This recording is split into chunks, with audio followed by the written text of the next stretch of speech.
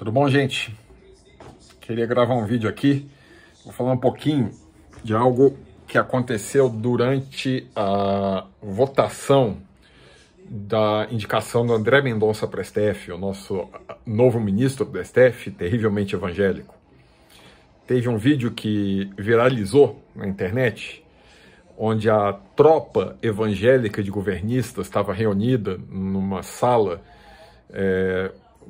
a tropa de choque governista, Damares, etc. tal, e a Michele Bolsonaro, durante a votação, e assim que sai o placar da votação, a Michele, a nossa primeira-dama, ela entra em euforia e tem um momento em que ela começa a falar em línguas, como os pentecostais falam, né? Ela começa a falar labarachúrias, abraças na grega e a Deus, Deus, Deus, Deus. Agradecendo a Deus, isso é um fenômeno bastante comum em ritos pentecostais, né? Em ritos das igrejas evangélicas.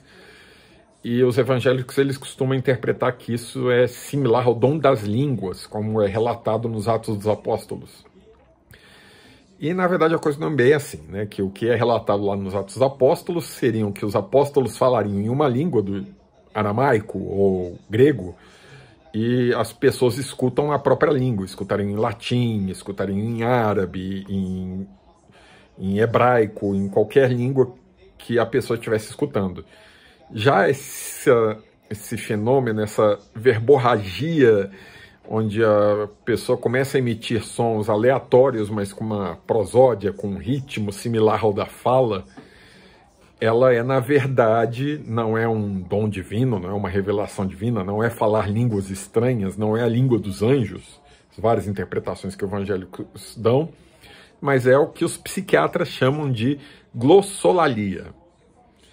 Isso é um fenômeno que já é estudado assim, desde o início da psiquiatria, que é muito ligado a transes religiosos, a hiperreligiosidade, né? Pessoas que têm uma religiosidade bastante aflorada, mas também acontece com pessoas que têm distúrbios bipolares ou coisas similares, em que eles, em momentos de grande emoção, eles acreditam estarem falando em outra língua, né? Eles são tomados pela emoção e começam a falar em outras línguas. Então vamos refletir sobre isso. Entendendo que o que aconteceu? A primeira-dama, num momento importante para os aliados do presidente, num momento político, ligado ao setor evangélico, com certeza, que a maior torcida pelo André Mendonça, pela aprovação do André Mendonça, era entre os evangélicos e por motivos religiosos. A nossa primeira-dama, ela entra em um êxtase religioso, em um transe religioso, e tem um fenômeno, não vou dizer que é distúrbio, porque como acontece dentro de um contexto cultural aceito pelo grupo e de modo temporário, um fenômeno psiquiátrico similar a distúrbios psiquiátricos. Isso é um fato que tem muitas camadas para a gente analisar. Vamos começar pela primeira e mais importante. A elite política do Brasil estava analisando a aprovação de um novo ministro do STF sob a ótica da hiperreligiosidade. O importante para uma parte significativa do núcleo duro do bolsonarismo era que o André Mendonça fosse aprovado para ter um terrivelmente evangélico no STF. Então, sim, a indicação é religiosa.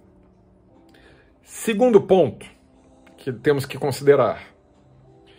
A gente sabe, isso é cultural dos evangélicos, inclusive há muita reclamação do Twitter que essa glossolalia, esse rompante de glossolalia da Michele, quase saiu Michele, da Michele Bolsonaro, foi ridicularizada na internet e muitos evangélicos estão reclamando que isso é preconceito contra os evangélicos. Por quê? Porque faz parte da cultura evangélica esse fenômeno.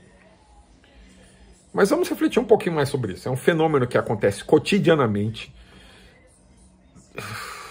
dezenas de vezes por dia em templos evangélicos e que é cotidianamente interpretado com negacionismo psiquiátrico. Eles interpretam algo que é psiquiátrico como se fosse religioso. Então nós temos, vamos ainda contextualizar, é a elite do bolsonarismo, a elite política brasileira, indicando um ministro do STF com base na religiosidade e não compreendendo os fenômenos que eles consideram religiosos por negarem algo que é público, notório, que qualquer pessoa que tenha interesse de saber, qualquer pessoa que faça uma pesquisa de 5 minutos no Google sobre isso, encontra, na Wikipedia que seja, a explicação desse fenômeno. Nós temos a primeira-dama do Brasil entrando em transe religioso por não compreender o que é glossolalia. Entrando em transe religioso porque um aliado foi aprovado e por não compreender um fenômeno psiquiátrico cotidiano da vida dela. Note a que ponto chegamos, gente. A que ponto chegamos. Nós temos um ministro do STF que vai permanecer 30 anos, se ele for até os 75, como se espera, é um jovem saudável, vai ficar 30 anos no STF, que foi indicado por um grupo de pessoas que sequer entende a própria religiosidade e usa essa religiosidade para colocar uma pessoa como juiz no cargo mais alto do judiciário. Agora, a grande pergunta. A gente sabe qual é a religiosidade dos outros ministros do STF? Alguém fala dos ministros terrivelmente católicos? Ou dos ministros terrivelmente judeus que tem lá? É importante para um ministro do STF a religiosidade? Eu até acho assim, se o discurso fosse no aspecto de, por exemplo, é bom ter ministros negros, é bom ter ministras mulheres, é bom ter ministros católicos, é bom ter ministros evangélicos como representatividade, ok. Mas não é a religiosidade que vai determinar a qualidade do julgamento. A gente quer que... É justo os evangélicos esperarem uma representatividade, porque é um grupo significativo de 30% a 40% da população brasileira e que é justo que tenha ministros evangélicos lá para representar um tipo de pensamento.